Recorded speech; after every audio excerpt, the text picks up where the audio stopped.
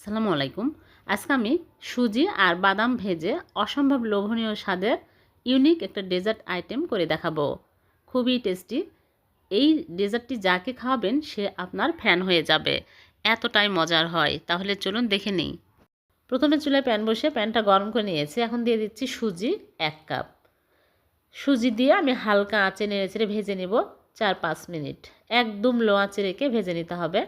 খেয়াল রাখতে হবে পুড়িয়ে যেন না যায়। যখন দেখবেন যে মুসমুসে হয়েছে আর সুন্দর ফ্লেভার পাওয়া যাচ্ছে, তখনই বুঝতে হবে ভাজা হয়ে গেছে।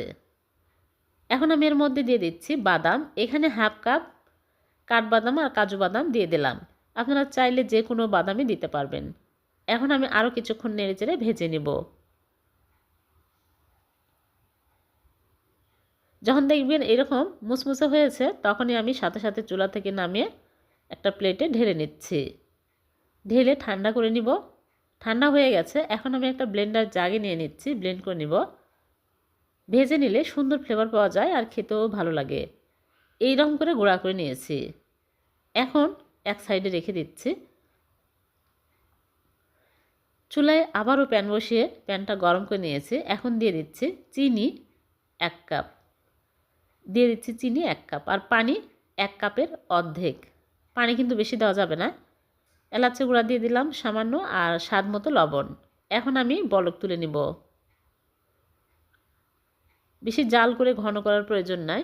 ভালোভাবে চিনি গলে আসলেই হয়ে যাবে। এরকম আঠালো শিরা আমাদের প্রয়োজন। এখন আমি চুলার আঁচ একদম লো আঁচে করে ভাজা সুজির গুঁড়াগুলো দিয়ে দিচ্ছি। দিয়ে অনবরত নাড়তে থাকবো। নেড়েচেড়ে শক্ত করে নিতে হবে। দেখুন আস্তে আস্তে ঘন হতে শুরু হয়েছে। আরও টেস্টি করার জন্য এর মধ্যে দিয়ে দিচ্ছি, আপনারা চাইলে গুঁড়া দুধও দিতে পারবেন। আমি দিয়ে দিচ্ছি নারিকেলের গুঁড়া 2 টেবিল চামচ। এখন আমি ভালো করে নেড়েচেড়ে নিব। আর একটু শক্ত করে নিতে হবে। যখন এরকম শক্ত হবে তখনই হয়ে যাবে। ঠান্ডা হওয়ার পরে আরও শক্ত হয়ে যাবে। এখন আমি চুলা থেকে নামিয়ে নিব। চুলা থেকে নামিয়ে সাথে সাথেই আমি মোল্ডে নিয়ে নিব। এখানে একটা মোল্ড নিয়েছি আর ফয়েল পেপার বিছিয়ে ঘি ব্রাশ করে নিয়েছি। তাহলে খুব সহজে মোল্ড আউট করা যাবে। এর জন্য যে কোনো পাত্রেই সেট করতে পারবেন। এখন আমি মোল্ডের মধ্যে নিয়ে ভালো করে চেপে চেপে নিব। তারপরে দিয়ে দিচ্ছি বাদাম কুচি। এখানে কাঠবাদাম কাজু বাদাম কুচি করে নিয়েছি, উপর দিয়ে দিয়ে দিচ্ছি। দেখতেও সুন্দর লাগবে, খেতেও ভালো লাগবে। দিয়ে আমি ভালো করে চেপে চেপে নিব।